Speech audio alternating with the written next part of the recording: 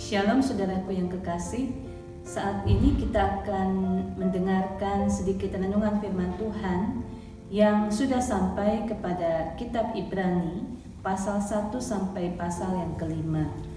Dalam pasal 1, firman Tuhan itu disampaikan langsung melalui Tuhan Yesus, bukan melalui nabi-nabi. Kedudukan Yesus sebagai anak Allah, punya hak atas segala sesuatu, punya hak untuk menerima segala sesuatu. Malaikat-malaikat pun melayani Yesus. Di dalam ayat 5 dikatakan, karena kepada siapakah di antara malaikat-malaikat itu pernah ia katakan, anakku engkau telah kuperanakan pada hari ini, dan aku akan menjadi bapaknya dan ia akan menjadi anakku. Di dalam pasal yang kedua, itu mengenai keselamatan yang besar, tidak boleh disia-siakan dengan cara hidup dalam ketaatan akan firman Tuhan. Keberadaan Yesus semasa hidup di dalam dunia yang menderita seakan lebih rendah dari malaikat, namun hanya sementara. Keberadaan Yesus selama hidup di dalam dunia mau menyelamatkan diri dengan manusia, merendahkan dirinya untuk maksud tujuan, yaitu supaya oleh kematiannya ia memusnahkan iblis yang berkuasa atas maut, memberikan pembebasan dari perhambaan kuasa maut.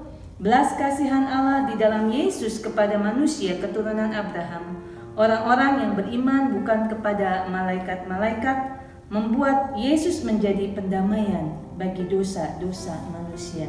Kemudian saudara, di dalam pasal yang ketiga, umat Tuhan dinasihati untuk tidak mengeraskan hati dan tidak mencobai Tuhan, seperti bangsa Israel semasa dipimpin oleh Musa ketika mereka keluar dari Mesir, tanah perbudakan menuju ke tanah perjanjian. Oleh karena itu kita wajib saling menasihati seorang akan yang lain, supaya jangan sampai ada yang tegar hati karena dosa. Kemudian saudara, lebih lanjut di dalam pasal yang keempat mengenai hari perhentian, orang yang percaya dan beriman adalah orang yang bertumbuh dan akan mendapat perhentian yang dijanjikan oleh Tuhan. Firman Tuhan mengaitkan iman dan ketaatan. Iman yang disertai ketaatan sebagai hari di mana kita nanti akan menikmati hari perhentian bersama-sama dengan Allah. Ajakan untuk dengan penuh keberanian menghampiri tahta kasih karunia, supaya kita menerima rahmat dan menemukan kasih karunia untuk mendapat pertolongan kita pada waktunya, karena Yesus sudah melintasi semua langit. Di dalam pasal yang kelima, Yesus sebagai imam besar menjadi contoh dan teladan bagi kita dalam hal ketaatan. Firman Tuhan mengajarkan kita untuk memahami ajaran kebenaran sebagai makanan keras dan bukan susu sebagai orang percaya yang dewasa secara rohani.